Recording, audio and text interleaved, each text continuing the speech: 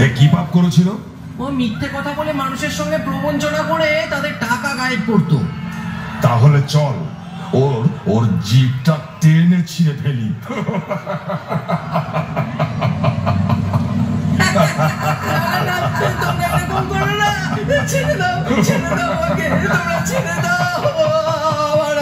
ছিঁড়ে ফেলো, জিভটা টেনে ছিঁড়ে ফেলো।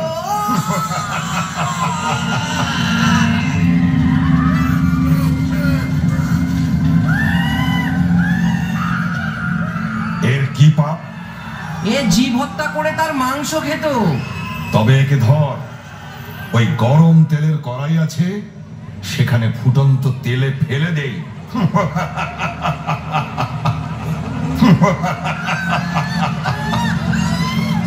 তারপর তারপর ওইদিকে যে রুরু নামক নরক আছে, সেখানে ফেলে দেবো। ওখানে সাপের থেকে হিংস্র রুরু কীটের কুণ্ড আছে, তারা কামড়ে কামড়ে ওর মাংস খাবে।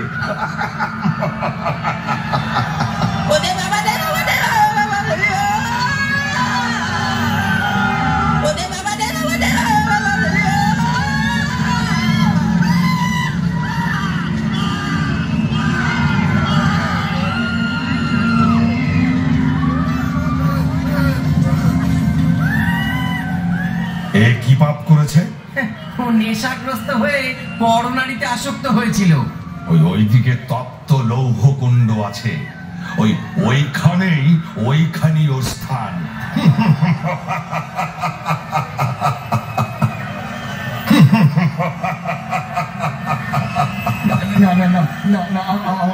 আমাকে ছেড়ে দাও, ছেড়ে দাও।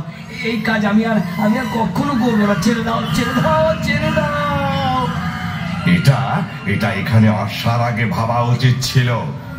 এখন এখানে এসেছিস যখন, শাস্তি তোকে ভোগ করতেই হবে।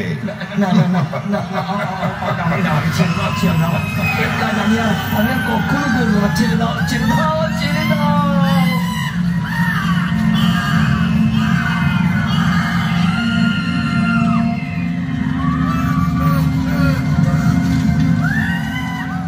এর কি অবস্থা? এই পাপিষ্ট পরস্ত্রী হরণ করেছে। তবে যাও, ওকে ওই জ্বলন্ত অগ্নিযুক্ত লৌহখণ্ডের সঙ্গে বেঁধে শুলের আঘাত করো। না না, আমাকে ছেড়ে দাও, আমাকে ছেড়ে দাও, আমাকে ছেড়ে দাও, আমাকে ছেড়ে দাও।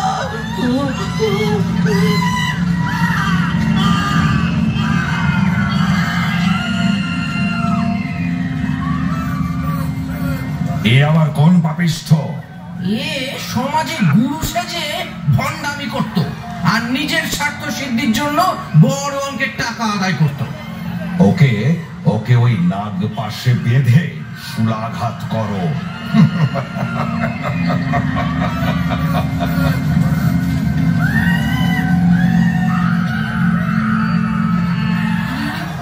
ওকে মারছো কেন? ও যে আমাদের সুদান কাকা। ও কাকা, তুমি তো কদিন আগে মারা গেলে, তবে এখানে কি করে আসলে? আমি পাপ কাজ করেছি রে, তাই আমার শাস্তি হচ্ছে। এই চল, তোর সময় হয়ে গেছে। আমাকে তোমরা ছেড়ে দাও, ছেড়ে দাও না আমাকে। তোমরা তো একজনকে ছাড়তে পারো, আমি আর কোনো পাপ কাজ করবো না। ছেড়ে দাও আমাকে ছেড়ে দাও।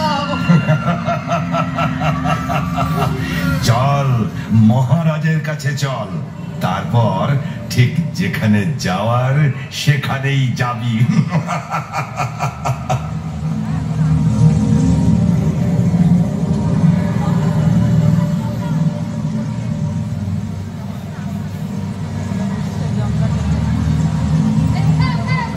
এর নাম কি? সৌরভ প্রামাণিক।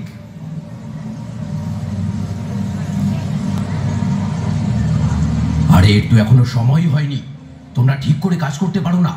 ভুল মানুষকে নিয়ে এসেছে, শাস্তি তো এদেরকেই দিতে হয়। যাও, যেখানে ছিল সেখানে ফিরিয়ে দিয়েছো। উনি কে? উনি আমাদের মহারাজ। যে যেমন কর্ম করেন সেই অনুযায়ী তিনি তাদের শাস্তি প্রদান করেন। হে মহারাজ, আপনি অনেক দয়ালু মহারাজ, আমাকে আমাকে ছেড়ে দিন, আমি এসব সহ্য করতে পারবো না মহারাজ, আমাকে ছেড়ে দিন মহারাজ, আমাকে ছেড়ে দিন। আরে আরে কি করছো? তোমার শাস্তি দেরি আছে। এই যাও, ওকে মর্তলোকে পৌঁছে দাও। মহারাজ, আমার একটা প্রশ্ন আছে, আমাকেও কি এইরকম শাস্তি পেতে হবে? হ্যাঁ, যে যেমন কর্ম করবে তার তেমনই শাস্তি হবে। মহারাজ, মহারাজ কি করলে এই সমস্ত শাস্তি ভোগ করতে হবে না বলুন না মহারাজ, আমি আপনার শরণাগত, আমাকে এই ভয়ঙ্কর যন্ত্রণা থেকে উদ্ধার করুন, উদ্ধার করুন। একটা উপায় আছে, তা যদি তুমি করতে পারো তাহলে শাস্তি তো দূরের কথা, এখানেই আসতে হবে না। বলুন মহারাজ, বলুন, আমাকে বলুন কি সে উপায়। মর্তধামে অভয়চরণ শ্রীল প্রভুপাদ নামে এক মহান ভক্তের লেখা শ্রীমদ্ ভাগবত গীতা যথাযথ গ্রন্থ আছে।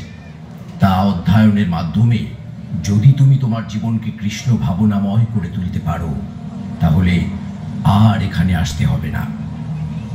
ছিল প্রভুপাদ, আমার স্ত্রীও তো ওনারই গীতা পড়ে, আমাকে পড়তে বলে। তবে যাও, নিজের পরিবারের সঙ্গে কৃষ্ণ ভক্তির অনুশীলন করো। ঠিক আছে মহারাজ, আপনাকে আপনাকে অনেক অনেক ধন্যবাদ, অনেক ধন্যবাদ।